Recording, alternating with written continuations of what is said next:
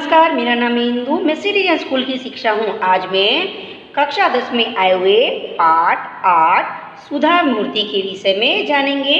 तो यह पाठ सुधा मूर्ति की जीवनी से संबंधित है कि सुधा मूर्ति कौन थी, उन्होंने जीवन में क्या क्या काम किए और महिलाओं के लिए वो किस प्रकार प्रेरणा की मूर्ति बनी।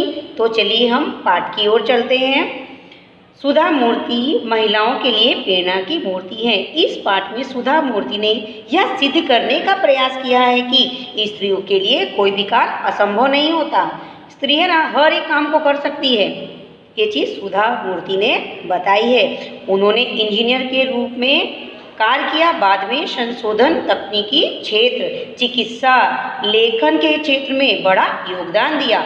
महिला सशक्तिकरण के क्षेत्र में आपका योगदान महत्वपूर्ण है। इस पाठ में स्त्रियों के लिए कार्य क्षेत्र की कोई सीमा नहीं, वे हर क्षेत्र में कुशलता प्राप्त कर सकती हैं। हर क्षेत्र में स्त्रियां काम कर सकती हैं। ऐसा कोई भी काम नहीं बचा है किसी भी फील्ड में कि महिलाएं नहीं कर सकती। ये चीज़ सुधा मूर्ति ने यहाँ पर इस पाठ में साबित करके बताई है।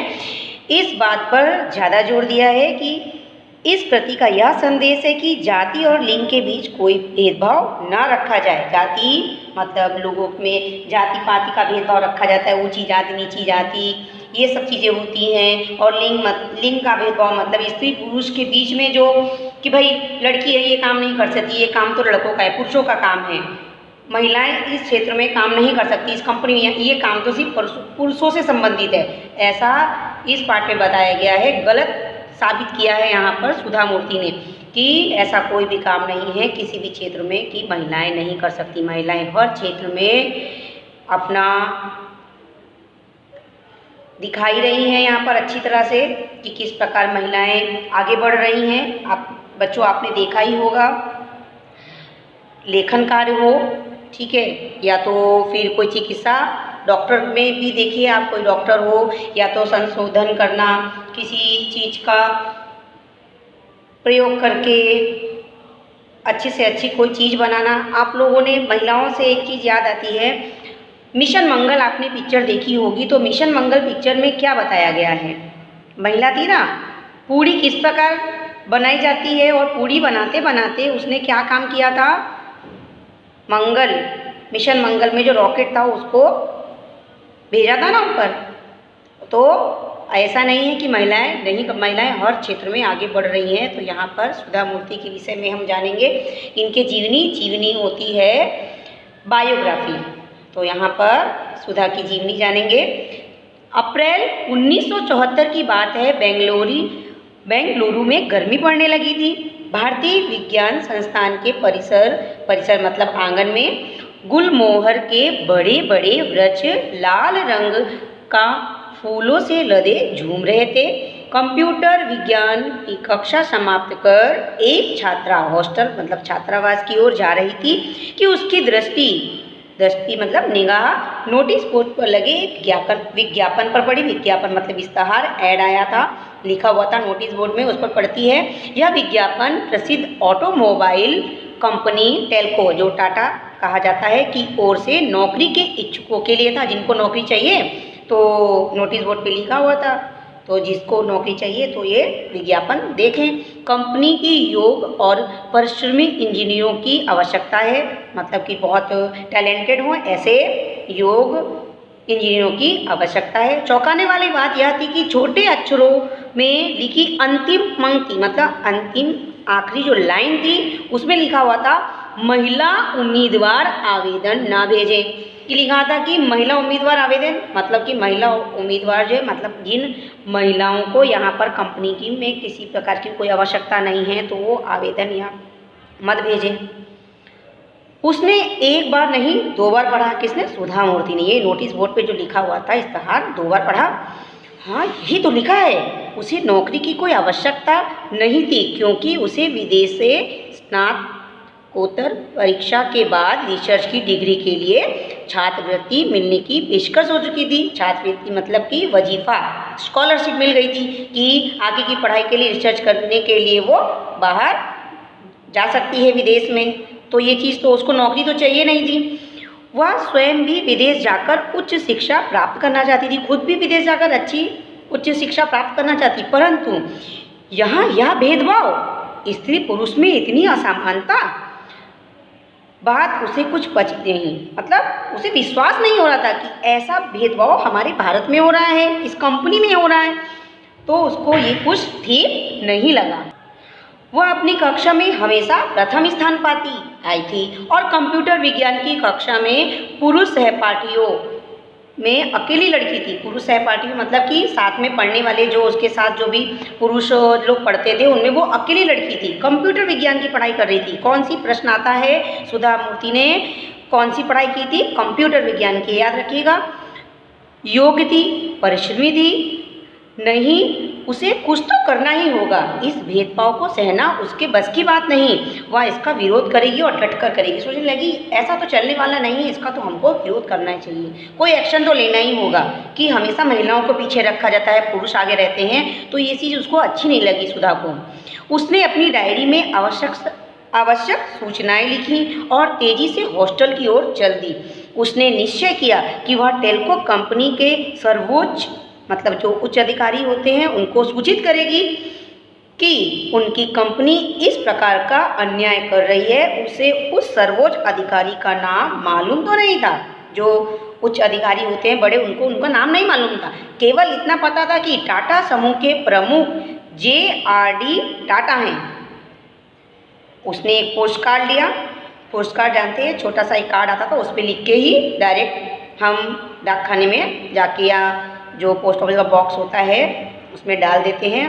पोस्ट कार्ड लिया और JRD टाटा को संबोधित करते हुए लिखा, आपने भारत में लोहा, इस्पात, रासायनिक पदार्थ, कपड़ा, मशीनों के बड़े बड़े उद्योग लगाए हैं। भारतीय विज्ञान संस्थान की स्थापना में बढ़ चढ़कर अपना योगदान दिया है। सौभाग्य से मैं उसी संस्थान में पढ़ रही हूँ। मैं हैरान हूँ कि टेल्को जैसी कंपनी स्त्री पुरुष के बीच ऐसा भेदभाव कैसे कर सकती है।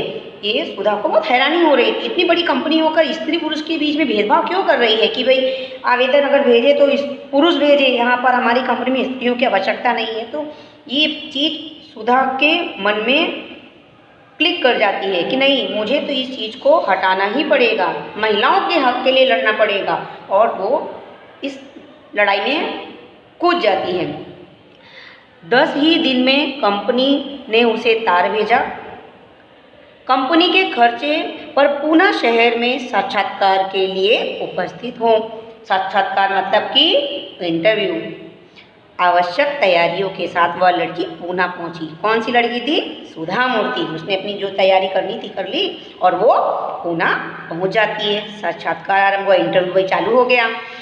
काफ़ी तकनीकी प्रश्न पूछे गए, डिफ़िकल्ट, और उसकी मतलब कि जहाँ पर कंप्यूटर से रिलेटेड, कंप्यूटर विज्ञान की पढ़ाई कर रही थी तो उससे रिलेटेड प्रश्न पूछे जा रहे थे, जिनके वह सही सही उत्तर देती गई एकदम, क्योंकि उसने पढ़ाई की थी और अव्वल आती थी, प्रथम आती थी, उसको ज़्यादा नॉलेज था। तभी एक बुजुर्ग सज्जन ने स्नेहमयी वाणी में कहा, प्रेमपूर्वक आवाज़ में कहा, तुम जानती हो कि हमने महिला उम्मीदवार आवेदन ना भेजे क्यों लिखा था? क्योंकि यहाँ फैक्ट्री में मुख्य कार्यस्थल पर किसी महिला की नियुक्ति नहीं होती। तुम्हारी जैसी मेधावी मतलब प्रतिभाशाली होशियार लड़कियों को अनुसंधानशालाओं में जाकर कार्य करना चाहिए। अनुसंधान मतलब कि खोज करना। ऐसी शालाओं में जाओ और वहाँ पर तुम अपना काम करो, खोज करो। इसीलिए हमने महिला उम्मीदवार आवेदन ना भेजे, ऐसा हमने लिखा था। लेकिन हमें कहीं से तो शुरुआत करनी होगी, नहीं तो कभी भी कोई महिला आपकी फैक्ट्री में कार्य नहीं कर पाएगी। उसने दृढ़ता मतलब मजबूती से एकदम स्ट्रॉन्ग आवाज़ में कहा, कहीं ना कहीं से शुरुआत करनी होगी। आप ऐसा ही सोचते रहोगे तो कभी कोई महिला तो आपकी फैक्ट्री में काम ही नहीं कर पाएगी। ऐसा सुधा मूर्ति ने उन सज्जन व्यक्ति से कहा। एक लंबे साक्षात्कार के बाद लंबा इंटरव्यू चला, बातें चलती रही, क्वेश्चन पूछते गए, जवाब देती रही। अंत में आखिर में उस वृद्ध सज्जन ने मुस्कुराते हुए कहा, ठीक है, यह शुरुआत तुमसे ही की जाती है, बधाई हो। उन्होंने उनको नौकरी दे दी। बोलते तुमसे ठीक है, और उनको बधाई देने लगते हैं। टेल्को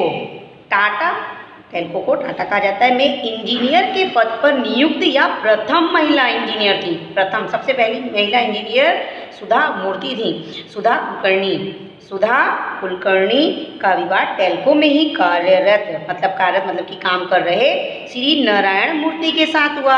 8 वर्ष तक टेल्को को अपनी सेवाएं देने के बाद सन 1982 में उन्होंने अपने पद से त्यागपत्र दे दिया, मतलब राजीनामा दे दिया, रिजाइन कर दिया और बेंगलुरु में अपने पति श्री नारायण मूर्ति के साथ इन्फोसिस कंपनी खोली। अब सुधा मूर्ति कैसे हुई? कुलकर्णी थी और उनका विवाह किससे हुआ था?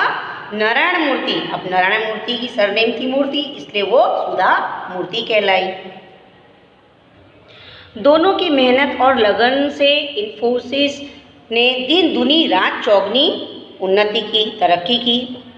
सुधा मूर्ति 1996 में इन्फोसिस फाउंडेशन की चेयरपर्सन बनी।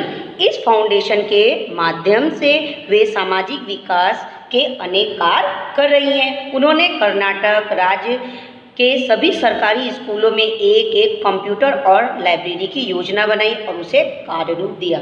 सुधा मूर्ति ने स्वयं को अब पूर्ण रूप से समाज सुधार के लिए समर्पित कर दिया, मतलब अपने को पूरा समाज सुधार किया। अब हमको समाज का सुधार करना है, हमारी सोसाइटी में क्या इम्प्रूवमेंट लाना है, तो अपना जो भी काम होता था वो समाज के लिए, समाज में सेवाएं देने लगी सुधा मूर्ति।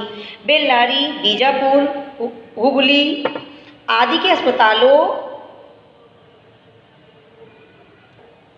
को उच्च तकनीकी चिकित्सा उपकरण उपलब्ध कराए। कांची में कैंसर अस्पताल, औरंगाबाद, बेल्लारी, गुलबर्ग, पट्टुमडाई, बेंगलुरु आदि में चिकित्सा सहायता तथा उस्मानाबाद जिला, उड़ीसा में कालाहांडी और आंध्र प्रदेश के सूखा पीड़ित क्षेत्र में राहत कार्य करवाए।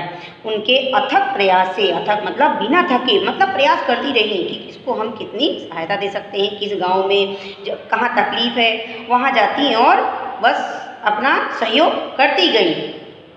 कर्नाटक के 800 से अधिक गांवों में कंप्यूटर शिक्षा पर 1 करोड़ रुपया लगाया गया और 3000 से अधिक पुस्तकालय खोले गए। पुस्तकालय मतलब लाइब्रेरी। उन्होंने गरीब बच्चों को सहायता दी, स्कूलों की इमारतों का निर्माण करवाया, स्कूलें बनवाई, बड़ी बड़ी बिल्डिंगें बनाई। अधिकतम अंक लाने वाले बच्चों को छात्रवृत्ति दी। जो ज़्यादा से ज़्यादा अंक लाता था, मतलब जिसके ज़्यादा मार्क्स आते थे, उनको छात्रवृत्ति मतलब स्कॉलरशिप दी गई। और गाँवों में लगभग 300 कंप्यूटर वितरित किए। गाँव में 300 कंप्यूटर वितरित किए, मतलब कि बांटे गए। 13 पुस्तकों की लेखिका सुधा मूर्ति को उनके कार्यों के लिए अनेक पुरस्कार दिए गए, जिनमें से प्रमुख हैं कर्नाटक राज्योत्सव पुरस्कार, ओजस्विनी पुरस्कार, मिलेनियम महिला शिरोमणि पुरस्कार, women of the year 2002, FM radio द्वारा राजलक्ष्मी पुरस्कार। सुधा मूर्ति ने अपनी उपलब्धियों से महिलाओं का मार्ग प्रशस्त किया, मतलब महिलाओं के लिए और बड़े बड़े क्षेत्र खोले, मतलब महिलाएं अभी और आगे बढ़ सकती हैं, विस्तृत किया, बढ़ाया। आज इंजीनियरिंग महाविद्यालयों में पढ़ने वाले छात्रों में से 50% संख्या लड़कियों की है। आज इंजीनियरिंग के जो विद्यालय होते हैं ना, तो वहाँ पर 50% से भी लड़कियाँ, 50% पुरुष हैं तो लड़कियाँ अभी वहाँ पर पढ़ाई कर रही हैं। अनेक उद्योगों में मशीनों के बीच लड़कियां कुशलता से कार्य कर रही हैं। जिस मार्ग पर चलकर सुधा मूर्ति ने अपनी प्रतिभा, लगन और परिश्रम से सफलता की ऊंचाइयों को छुआ, उस मार्ग पर नई पीढ़ी को आगे बढ़ता देखकर वे खुशी से फूली नहीं समाती, बहुत अधिक खुश हो जाती हैं। महिलाओं की सफलता पर वे कह उठती हैं, हमारा मार्ग कठिन अवश्य है किंतु चलना जरूरी है। अगर हम चलेंगे नहीं, सोचेंगे ये काम हमसे नहीं होता, तो हमेशा महिलाएं घर पे ही बैठी रहेंगी। अगर वो जिस दिन महिला सोच ले कि कोई काम कठिन नहीं है और ये काम हम जरूर कर सकते हैं और करेंगे, तो महिलाएं हर एक क्षेत्र में स्थान प्राप्त कर सकती हैं और हमारे देश को और अधिक विकासशील बना सकती हैं। नमस्कार।